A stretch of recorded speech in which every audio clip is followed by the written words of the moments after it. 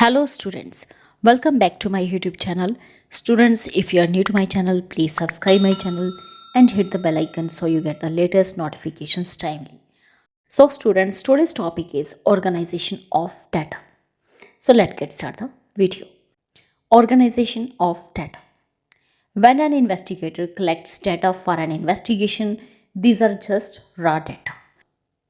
Raw data are not capable of offering any meaningful conclusions. This is just like a lump of clay without any specific shape or identity. Data are to be organized before these are presented for final observations or conclusions. So students, what is organization of data?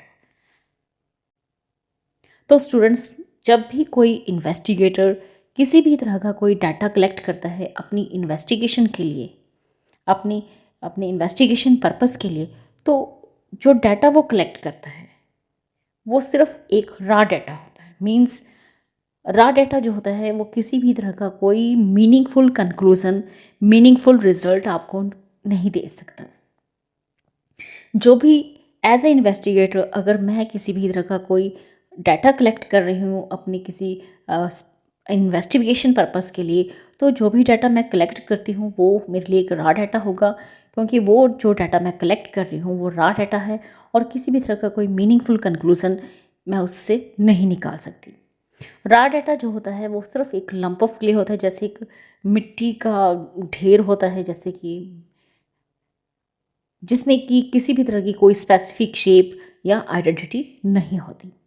तो जो भी data हम collect करते हैं as a investigator, तो उसे अगर हमने अपनी फाइनल ऑब्जर्वेशंस उस डाटा से निकालने हैं और सही कंक्लूजन्स अगर आपने उससे ड्रा करने हैं, तो ज़रूरी है कि आप डाटा को पहले ऑर्गेनाइज्ड करें ताकि आप उसे लोगों के सामने प्रेजेंट करें, जिससे कि उस डाटा से आप फाइनल ऑब्जर्वेशंस और कंक्लूजन्स निकाल सकें।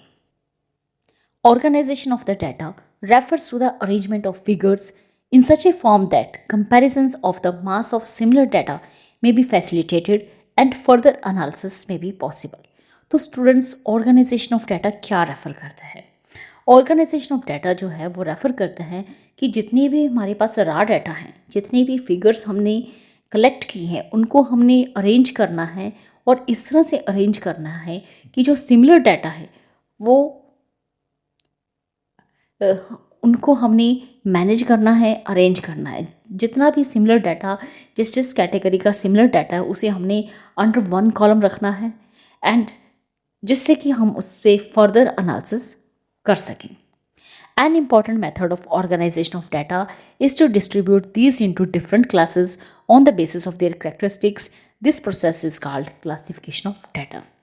तो स्टूडेंट्स, एक और मेथड है, इम्पॉर्टेंट मेथड है ऑर्गेनाइजेशन ऑफ डाटा का, जिससे कि हम जितना भी हमारे पास रॉ डाटा है उसे हम इस तरह से डिस्ट्रीब्यूट करेंगे डिफरेंट क्लासेस में on the basis of their characteristics. जैसे जैसी हर आइटम की कैरेक्टरिस्टिक्स है उनको वैसे वैसे हम डिफरेंट क्लासेस जो हैं असाइन कर देंगे, और इस प्रोसेस को हम कहते हैं classification of data. It involves conversion of raw data into statistical series in a manner such that some meaningful conclusions can be drawn out of them. तो इस प्रोसेस में क्या इन्वॉल्व होता है? तो इस प्रोसेस में जो भी हमारा रॉ डाटा है उसको हम कन्वर्ट कर देते हैं स्टैटिस्टिकल सीरीज़ में।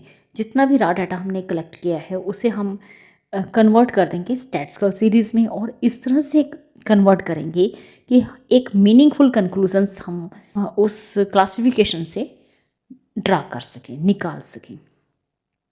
So students, in this video you have learned about the organization of data.